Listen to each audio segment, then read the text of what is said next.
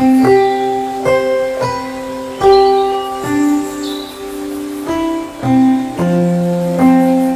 दोस्तों, मेरा नाम डॉक्टर प्रदीप अग्रवाल है। मैं मुरादाबाद में CL गुप्ता इंस्टीट्यूट में काम करता हूँ।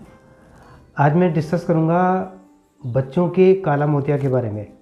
आप लोगों को नॉर्मली जानकारी होगी कि काला मोतिया एक बड़ी उम्र की बीमारी है जो कि 40 साल की उम्र के बाद होती है। आज मैं आपको कुछ बातें बताऊंगा बच्चों के काला मोतिया के बारे में, जो कि मोस्टली पैदाइशी होता है और ये इतना ख़तरनाक होता है कि अगर हम इसको टाइम पे डायग्नोज ना करें या टाइम पे हम इसको ट्रीट ना करें तो बच्चा कुछ ही महीने में अंधा भी हो सकता है। नॉर्मली काला मोतिया होता क्या है? काला मोतिया में क्या होता है, आँखों का जो अंदर का स्पेशल टाइप का पानी होता है उसका प्रेशर बढ़ता है। उसके प्रेशर बढ़ने से आँखों की नस पे दबाव पड़ता है और जिससे कि आँखों की नस खराब होती है और धीरे धीरे रोशनी ख़त्म हो जाती है।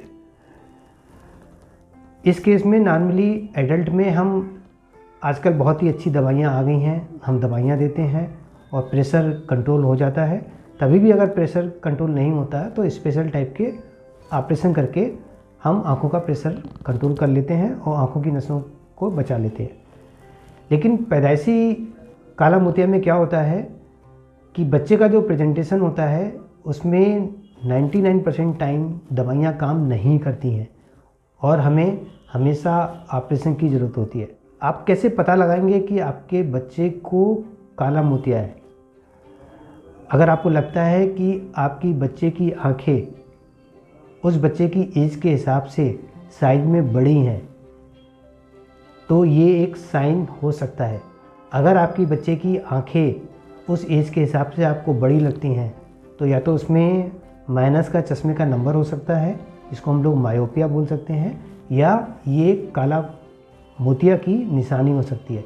तो ऐसे बच्चों को आपको बच्चों के स्पेशलिस्ट को, जो कि बच्चों के आई के स्पेशलिस्ट हैं जिसको हम लोग पीडियाट्रिक ऑप्थेल्मोलॉजिस्ट बोलते हैं, उनको दिखाना बहुत ज़रूरी है। और दूसरा साइन होता है जो हमारा काली पुतली होती है, वो काली पुतली ना होके उसमें हल्की सी हमें सफ़ेदी दिखाई देती है। अगर बीमारी बहुत कम है तो सफ़ेदी बहुत कम होती है और अगर बीमारी बहुत ज़्यादा है तो सफ़ेदी बहुत ज़्यादा होती है। ज़्यादा सफ़ेदी तो आप आसानी से पता लगा सकते हैं, लेकिन अगर सफ़ेदी कम है तो पता लगाना थोड़ा डिफ़िकल्ट है। और ऐसे बच्चों को नॉर्मली धूप में जाने पे ये बच्चे अपनी आंखें बंद कर लेते हैं। बंद क्यों कर लेते हैं? क्योंकि उसकी पुतली में सफ़ेदी आ गई और ऐसे बच्चों के आंसू आने लगते हैं। तो 3 चीज़ें हैं।